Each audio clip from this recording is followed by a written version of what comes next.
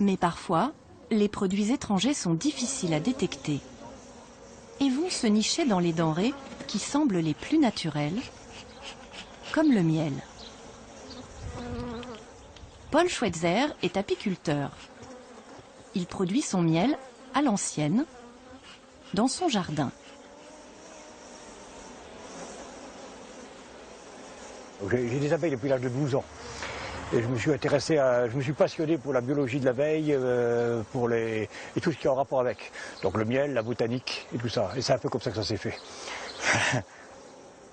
Quand il ne s'occupe pas de ses ruches, il dirige le principal laboratoire français d'analyse sur le miel. Ce jour-là, 15 marques de miel premier prix, vendues en supermarché, vont nous livrer leurs petits secrets. Donc là, on pèse 10 grammes de miel. Le but, c'est de vérifier si le miel n'a pas subi un traitement thermique trop important.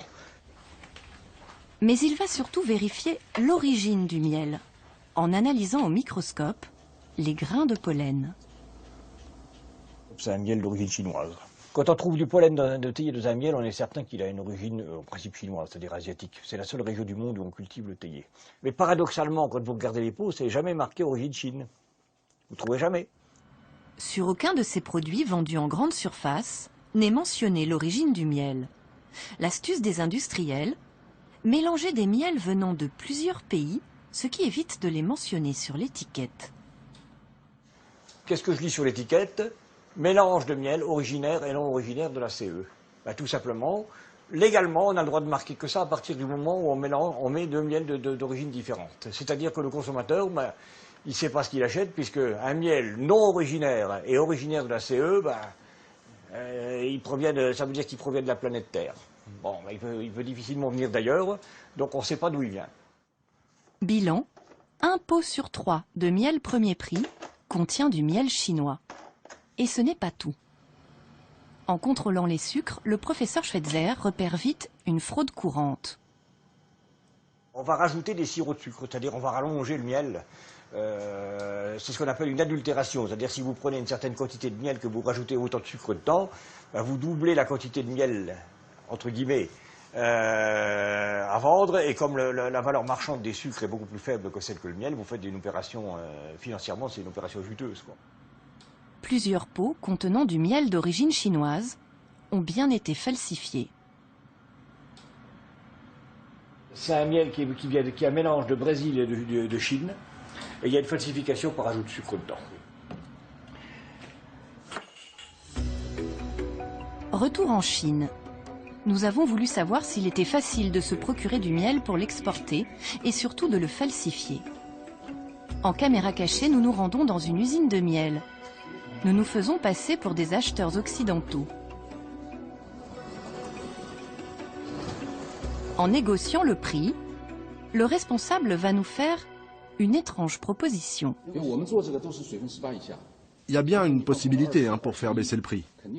Si vous êtes d'accord, on peut augmenter le pourcentage d'eau dans le miel. On rajouterait comme de l'eau sucrée. Vous voulez dire que vous êtes en mesure de le faire? Si c'est ce que vos clients veulent.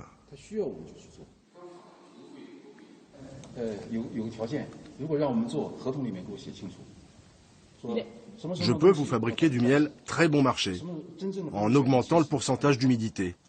Mais à condition que vous le marquiez dans le contrat. Sinon, je ne le fais pas. Je prends un trop gros risque. Certains fraudeurs chinois ne se contentent plus de rajouter de l'eau sucrée. Ils sont aujourd'hui capables de créer artificiellement du miel de synthèse.